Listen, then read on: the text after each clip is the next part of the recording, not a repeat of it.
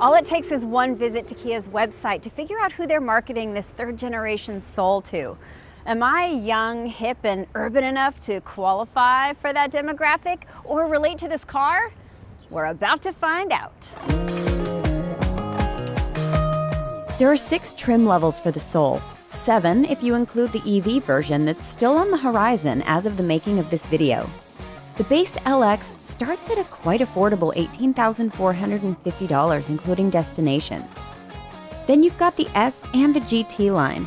Our tester, the mid-range X line, starts closer to $22,500, followed by the EX before you get to the top of the line GT Turbo that's closer to $28,500.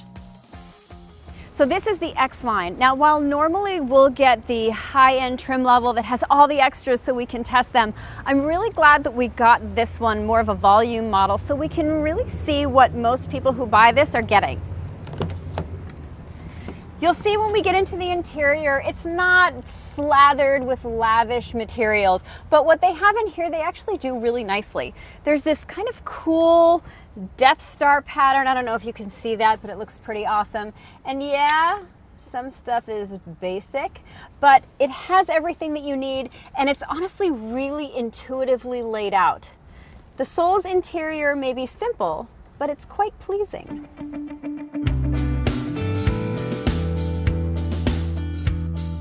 Space is cavernous in here. Now on Kia's website, they have a whole bunch of friends like being cool and hanging out together. I don't have any friends, I just have this guy and well, he's paid to be here. I guess that's one strike against me in the cool factor, right?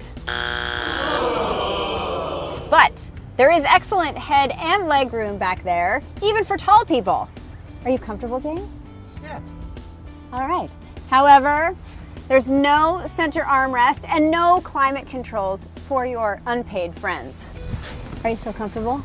Yeah. All right. There's even a lot of cargo space back here for this compact crossover class. Now, Kia has another picture on their website of a guy sitting back in the open hatch like this, playing some drums. I don't know, maybe that means that the whole kit will fit back here? But what would I know? I played the flute when I was in the 6th grade.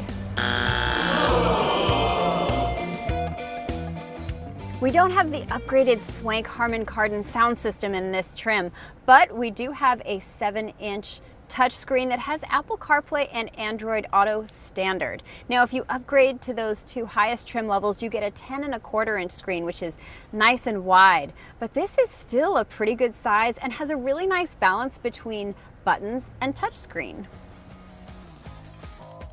The X-Line trim does have a lot of safety features like blind spot collision warning, lane change assist, and rear cross-traffic collision warnings. Those actually are standard across all trims. Smart cruise control is available, but only on the highest GT Turbo. Also included on that GT Turbo is a smart key with push-button start, a head-up display, heated steering wheel, wireless charging, larger brakes, and leatherette seats.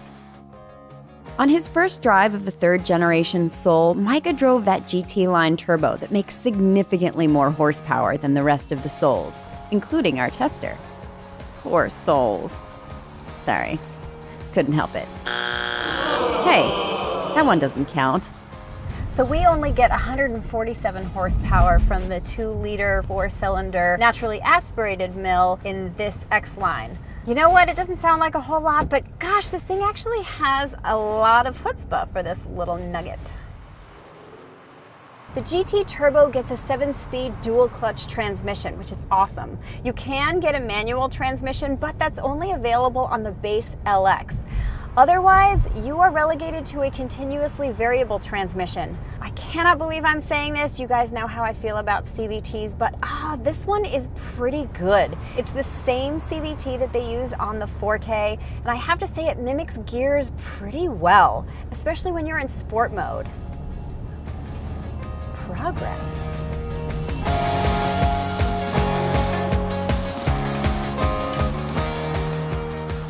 The steering on the Soul, while not world-class, has nice weight to it and is quick and responsive without being overzealous, thus needing a lot of corrections, especially mid-turn. I won't call the suspension refined. You can really feel potholes in the road. I'd like to see it a bit smoother, but a lot could be achieved with upgraded tires. One thing I thought was a big oy for me is the engine automatic stop-start. The Soul almost feels like it shudders when waking up after a stop. Blissfully, that can be shut off. In spite of its boxiness, it doesn't feel top-heavy, especially when driving around corners.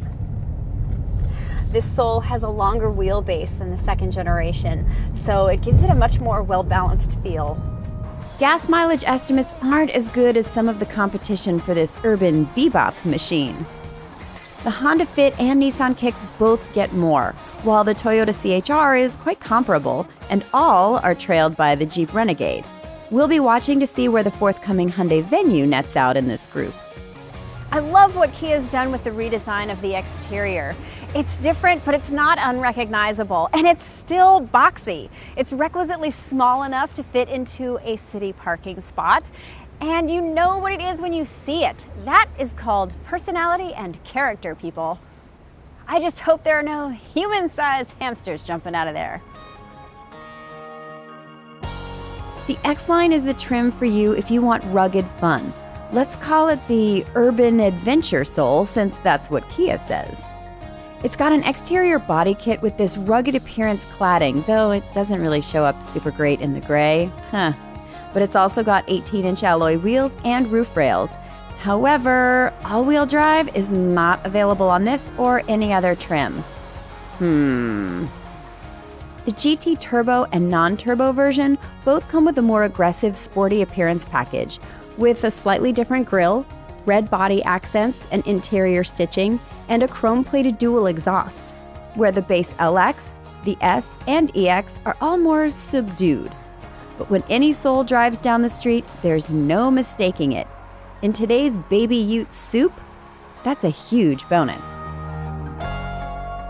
So what's the final verdict? Am I hip, young, and urban enough for this car?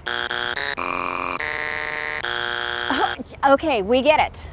But you probably are. So if you're looking for an inexpensive car that has really distinct personality and good standard tech, well, you probably don't have to look too deeply into your Kia Soul. Ugh, that is just a really bad dad joke.